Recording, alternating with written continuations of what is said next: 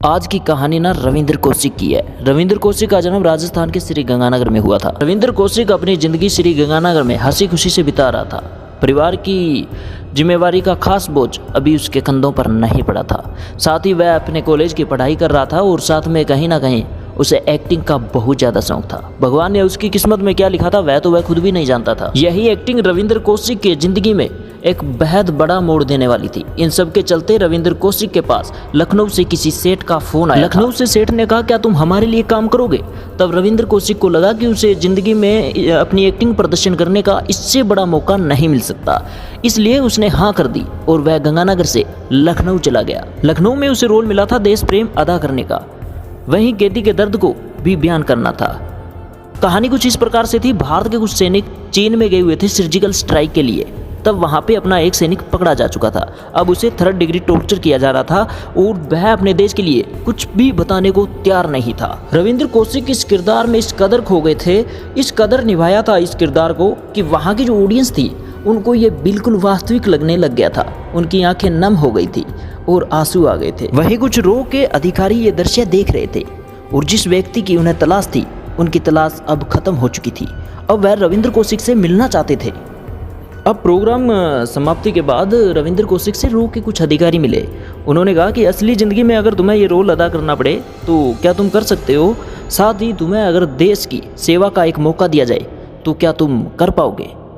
अब रविंद्र कौशिक देश प्रेम में इतना डूबा हुआ था कि उसने हाँ कर दी। तब रो के अधिकारी बोले कि अगर तुम ये करना चाहते हो तो तुम हमें दिल्ली आकर मिलो। अब वह रो के अधिकारियों के साथ दिल्ली चला गया और दिल्ली से उन्हें रो के कुछ अधिकारी गुप्त स्थान पे ले गए थे। अब आगे चलकर रविंद्र कौशिक की रो के अधिकारियों के साथ बातचीत शुरू हुई। रो के अधिकारियों ने कहा कि अब तुम्हें ये रोल असली जिंदगी में अदा करना है। तुम्हें पाकिस्तान में खुफिया तरीके से काम करना होगा। तुम पाकिस्तान में एक रो के एजेंट बनकर रहो और साथ ही तुम्हें पाकिस्तान में जाकर ही रहना होगा। वहाँ के जितने भी आवश्यक दस्तावेज हैं वो तुम्हें हम तैयार करवा कर देंगे और साथ ही तुम्हें पाक के असफल इरादे करने के लिए वहाँ की तमाम खुफिया जानकारी हमें देनी होगी और इसके लिए हम तुम्हारी फैमिली को और तुम्हें पैसे भी देंगे। अगर तुम देश के लिए कुछ करना चाहते हो तो तुम्हारे लिए ये बेहद खास मौका है। रो के अधिकारियों ने कहा, टूथपेस्ट में नमक हो या ना हो, लेकिन रविंद्र कौशिक के खून में देश के लिए नमक था और उसने हाँ में गर्दन हिलाई और वह देश की सेवा वाकई में करना चाहता था। अब रो के अधिकारियों ने उसे ट्रेनिंग देना शुरू कर दिया था। उसे एक मुस्लिम तौर तरीके के बारे में बताया गया, एक नमाज किस प्रकार से अदा करनी है उसके बारे में बताया गया, यहाँ तक कि उसका खतना तक भी किया गया। वैसे तो काफ़ी होशियार था रूप बदलने में रविंद्र कौशिक, इसलिए वो हर परीक्षा में पास होता गया। अब इधर रविंद्र कौशिक के आवश्यक सभी दस्तावेज भी तैयार हो गए थे और रविंद्र कौशिक ने हर परीक्षा रो की पास कर ली थी। अब वह बिल्कुल तैयार था पाकिस्तान जाने के लिए, लेकिन उससे पहले उसे घर भेजा गया था। लेकिन उसे घर न बताने के लिए कहा गया था। रो के बारे में उसे कुछ नहीं बताना था। अब वह घर गया और घर गया तो घर उसने यही कहा कि उसकी कहीं दुबई के अंदर नौकरी लगी है और उसे वहीं जाकर रहना होगा, जबकि वह वहीं से घर वालों को पैसे भेजता रहेगा। अब जैसे ही रविंद्र कौशिक ने घर जाकर बताया कि उसकी दुबई में नौकरी लगी है तो पूरा घर खुशी के माहौल में था। तो कहीं ना कहीं रविंद्र कौशिक थोड़ा नर्वस हो रहा था। वह घर वालों को सब कुछ बता देना चाहता था, लेकिन भारत माँ की सेवा करने का मौका वह खोना नहीं चाहता था। अब रो के अधिकारियों ने रविंद्र कौशिक को पाकिस्तान भेज दिया और नया नाम दिया अहमद साकिर, आवश्यक दस्तावेजों के आधार पर। अब वह पाकिस्तान चला गया और वहाँ जाकर रहने लग गया। अब पाकिस्तान में रहते हुए रविंद्र कौशिक ने कराची से LLB की पढ़ाई भी कंप्लीट कर ली। अभी कुछ दिन ही बीते थे पाकिस्तान रहते हुए। सुबह का समय था और रविंद्र कौशिक अखबार पढ़ रहा था।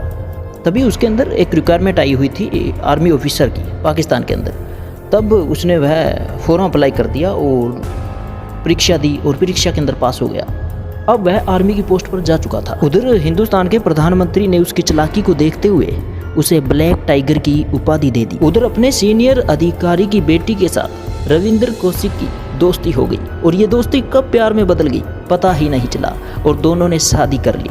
अब वह घर गृहस्थी वाला भी हो गया। उधर वह अपने भारत को अपने दिल से एक मिनट के लिए भी नहीं निकाल पाया था। वो उनकी सारी खुफिया जानकारी भारत सरकार को देता गया।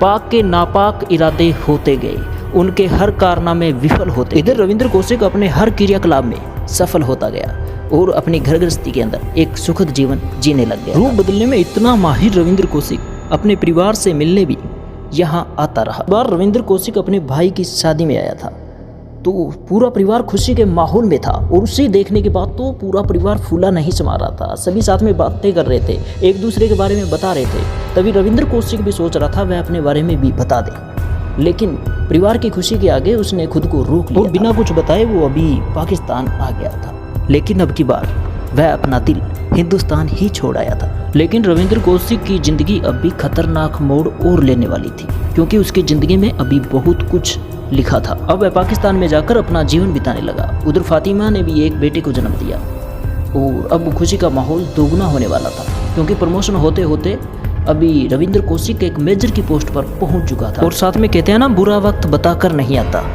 ये भारत सरकार की सबसे बड़ी भूल होने वाली थी। उधर दूसरे दिन सुबह रविंद्र कौशिक को भारत सरकार का समाचार मिला। उसके अंदर लिखा था कि तुमसे मिलने एक रो के एजेंट और आ रहे हैं, जिनका नाम है इनायत मसीह है। वो तुम्हें अब इनायत मसीह है रविंद्र कौशिक के साथ मिलने आने वाला था। इनायत मसीह है बॉर्डर से तो निकल गया था, लेकिन कराची के अंदर किसी होटल पर बैठकर चाय पीने लग गया था। तभी कुछ पाकिस्तान के सैनिकों को उन पर संदेह हो गया था।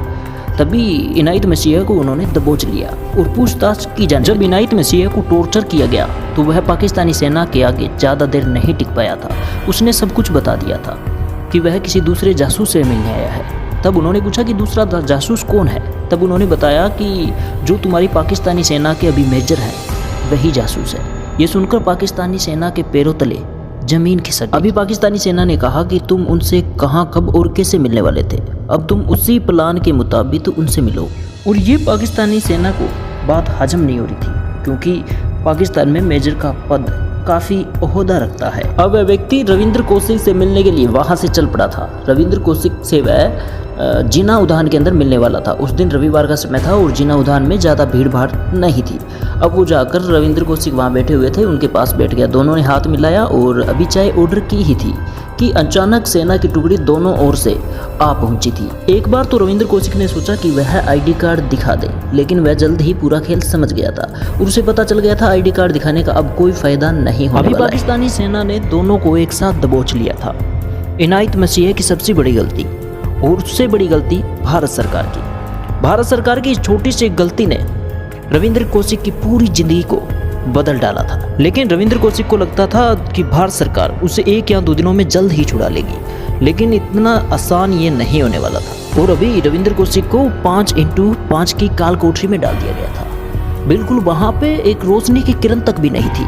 रविंद्र कौशिक को अंदर डाल दिया गया और सिर्फ पूछताछ के समय जब उसे बाहर निकाला जाता तभी वो सिर्फ रोशनी की किरणें देख पाता था।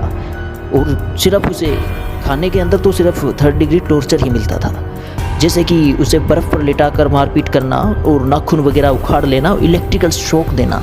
इस प्रकार से उसे टॉर्चर किए जाने लगा और रोज़ाना उससे एक ही सवाल होता, तुम्हारे साथ तुम्हारे गिरोह में कितने आदमी हैं, तुम्हारे साथ कितने लोग और आए हैं, यहाँ कितने जासूस और हैं। इस प्रकार से सवाल सिर्फ रोज़ाना यही उससे पूछे जाते। रविंद्र कौशिक की ज़िंदगी में असली पड़ाव अब शुरू होने वाला था, क्योंकि उसकी पत्नी अब उससे मिलने आई जेल के अंदर और पूरी जानकारी के बाद उसे पता चल गया कि रविंद्र कौशिक एक मुस्लिम नहीं बल्कि हिंदू है। एक हिंदू होकर एक मुस्लिम लड़की से उसने शादी की है, साथ ही वो जासूस है, उसका प्यार झूठा है, जबकि रविंद्र कौशिक उसे सच्चा प्यार करते थे। अभी रविंद्र कौशिक बीवी और बच्चे को होने के बाद अंदर से बुरी तरीके से टूट चुका था। अब रविंद्र कौशिक को सिर्फ एक ही किरण दिखाई दे रही थी, वह किसी न किसी तरीके से भारत सरकार तक ये बात पहुंचा दे। वहां से उसने एक पत्र लिखा जो काफ़ी कठिनाइयों के बाद उसके पिता तक पहुंच पाया था, जिसके अंदर लिखा था कि वह पाकिस्तान की जेल के अंदर है। उस पत्र के अंदर उसने जो बातें छुपाई थी वो सारी लिख डाली थी। उसके अंदर साथ में ये भी लिखा था कि वो रो के अधिकारियों द्वारा पाकिस्तान भेजा गया है और वह पाकिस्तान की जेल के अंदर है। जल्दी उसे भारत सरकार छुड़ा लेगी अगर वह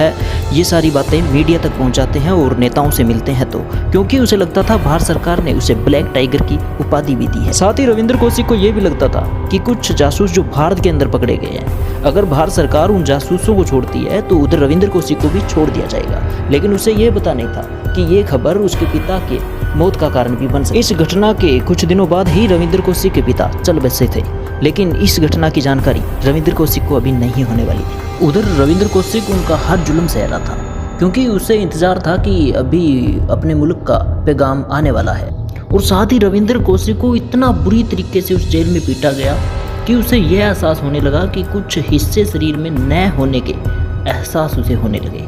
और रविंद्र कौशिक अपने देश के साथ गद्दारी नहीं कर सकता था, वह कुछ भी बताने को तैयार नहीं था।